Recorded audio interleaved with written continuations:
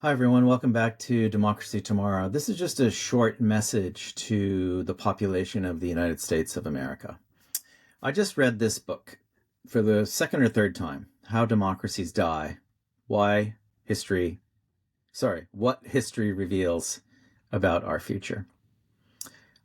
It's a book that I would truly recommend that the entire population of the United States read, notwithstanding the political party you may back or your views about the current regime in place in that country.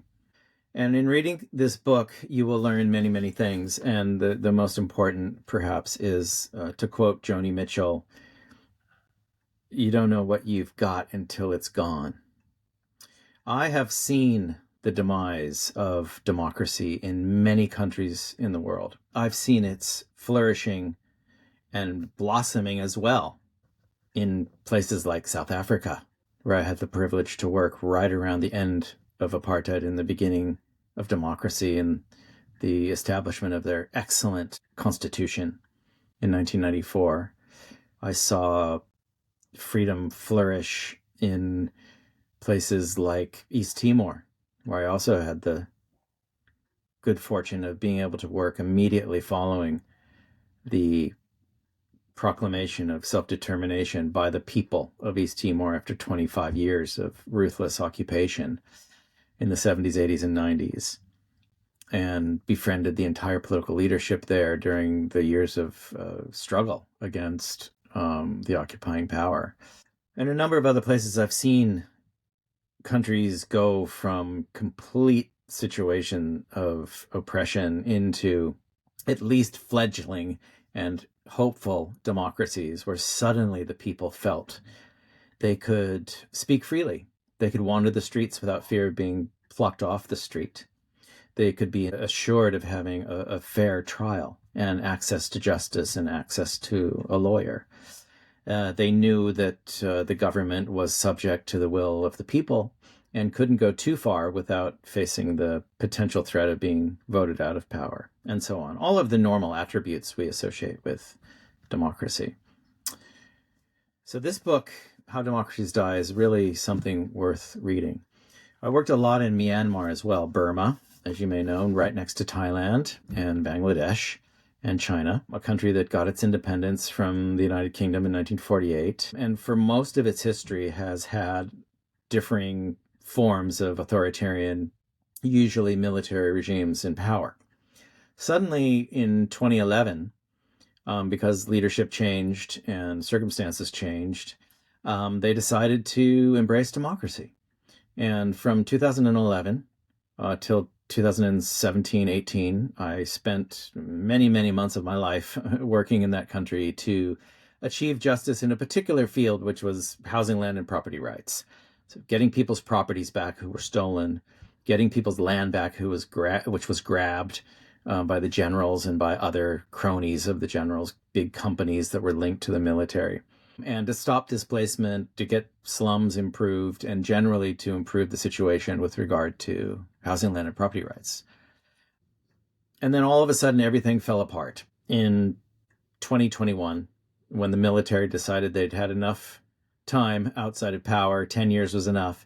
And they pulled off this ruthless military coup against the democratic wishes of the people who had just voted in the National League of Democracy again to lead the country.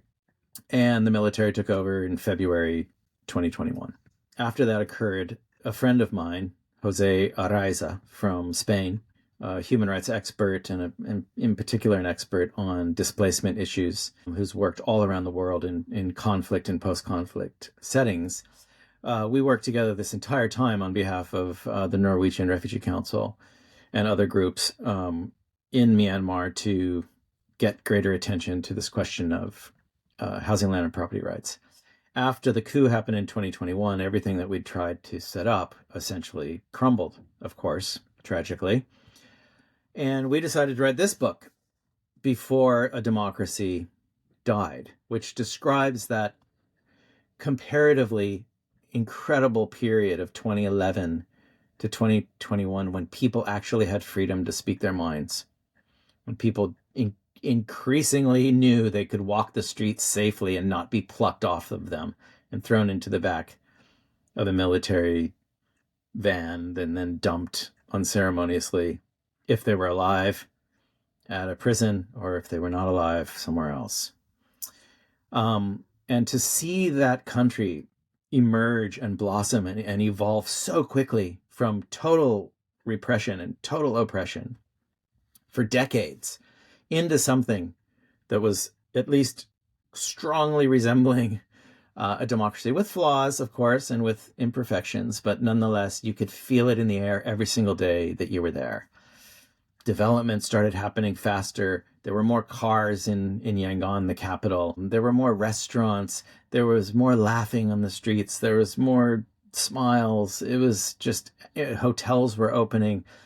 People had jobs. The hospitals were improving. The humanitarian community was there by the thousands trying to help improve all these different sectors in society that had been neglected for so long. And then suddenly it all went away in February 2021, 4 years ago plus. And it's still not back. Violence has increased dramatically. Oppression by the military has increased dramatically. New armed groups have formed all across the country to fight against the military regime. Democracy is being attempted in some of the so-called rebel areas and in some of the places that are dominated by certain ethnic groups. There's 135 ethnic groups in this country, but we are still miles away from having a true democracy. So the only purpose of this little episode now is to say to America, as flawed as it may seem, as problematic as it may seem, cherish your democracy. Defend your democracy. Make your democracy better. Learn lessons from other countries that do things better, because there are numerous ones that do, including the one I'm speaking from now. One fundamental difference that I'll mention now, in stark contrast to the United States, where to register to vote is often a chore, leading tens of millions of people to not even try over the age of 18 to even register to vote, let alone to actually vote. Here, voting is mandatory. It is a civic duty.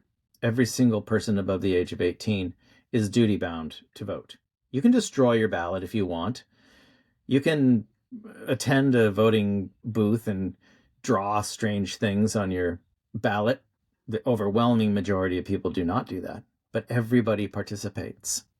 And you don't just vote on one person. You vote in ascending order of who you wish to have in office, all the way down to who you wish least to have in office. It's called preferential voting.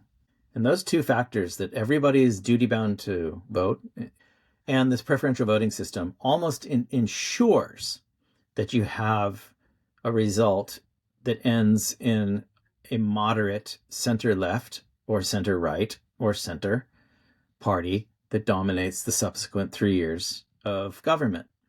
It's something to think about in every country in the world. What if everybody everywhere had the universal right to vote and the duty to vote? In places like Botswana or Burkina Faso or Belize or Japan even, or wherever it may be, let alone Russia or China or Saudi Arabia. You name it.